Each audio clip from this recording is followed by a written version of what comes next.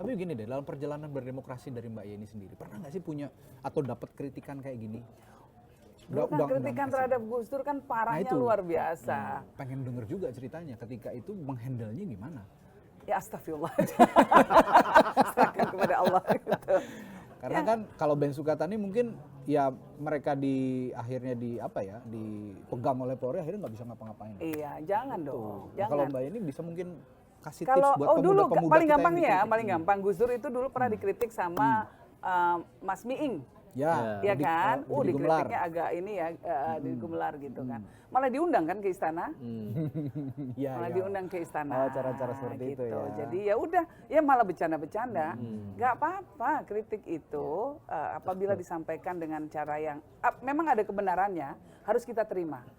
Ada orang mengatakan ya kritik itu jangan disampaikan dengan cara yang vulgar. Oke, setuju. Tetapi lebih baik fokus kepada konteks atau isi kontennya dari. Tapi kalau yang Sukatani itu udah nyimak kan Mbak Yeni ya? Itu kebablasan nggak menurut Mbak Yeni?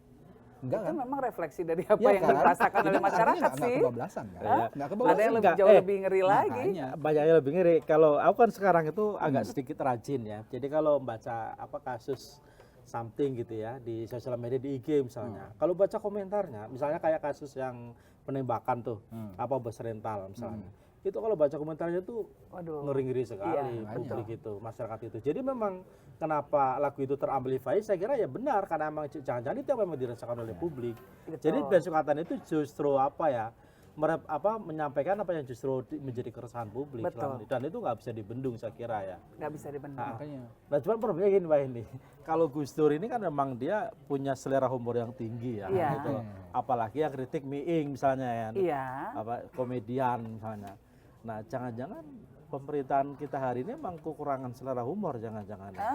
Sehingga apa-apa dianggap serius, apa-apa dianggap serius. Humornya menipis sekarang. Ya jangan begitu, karena humor itu akan membuat kita tetap waras. Emang. Ya kalau kita nggak punya rasa humor, kalau kita nggak punya kemampuan untuk menertawakan diri sendiri, kita jadi stres loh, jadi depresi.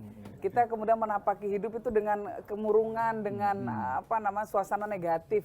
Kan hidup dengan suasana negatif nggak enak banget. Jangan-jangan itu yang bikin mahasiswa bilang Indonesia gelap itu ya, jangan karena itu ya.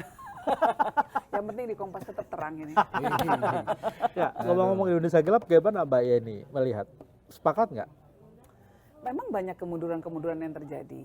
Dan sebetulnya ini sebuah ironi ya, karena kalau saya lihat, walaupun di satu sisi Presiden Prabowo sendiri, ya, kalau kita menilai berbagai pidato beliau, intensi beliau untuk kebijakan-kebijakan yang sangat pro rakyat itu kuat sekali. Retorikanya kuat sekali. Faktanya? Tetapi dalam berbagai kebijakannya memang kemudian ada diskrepansi kira-kira gitu. Nah, yang terakhir ini yang kita lihat kan soal CPNS, ASN yang masih mau ditunda lagi. Ini di tengah-tengah suasana masyarakat yang sedang dilanda gelombang PHK besar-besaran. Betul. Nah, jadi tambah parah lagi yang tidak dapat pekerjaan kan banyak sekali. Nah, itu pasti akan sangat terkait dengan daya beli masyarakat. Kita sama-sama tahu bahwa ekonomi Indonesia itu beberapa penopang besarnya adalah satu belanja pemerintah, terus kemudian pemangkasan anggaran, realokasi dan pemangkasan anggaran ini juga menurut saya sih nggak tepat. Seharusnya jangan sekarang. Nambah bikin gelap. Nambah bikin remang-remang. Ya, jadi Indonesia itu kan ekonominya pengungkitnya itu kan nggak besar-besar amat ya. Yang namanya hilirisasi itu cuma kecil sekali tuh sebagai pengungkit. Konsumsi masyarakat ya kedua belanja pemerintah gitu. Nah ini semua kalau kemudian dipangkas, lalu apa yang akan membuat laju ekonomi bisa tetap seperti semula? Nah dulu targetnya 8% loh. Targetnya, asumsinya 8%. Bayangkan dengan target APBN ya dengan asumsi 8%, pasti meleset semua ketika realitanya nggak seperti itu. Kita tahu bahwa World Bank dan lain sebagainya perkiraannya nggak sampai segitu. Nah jadi ini banyak hal yang antara teori sama praktek beda banget.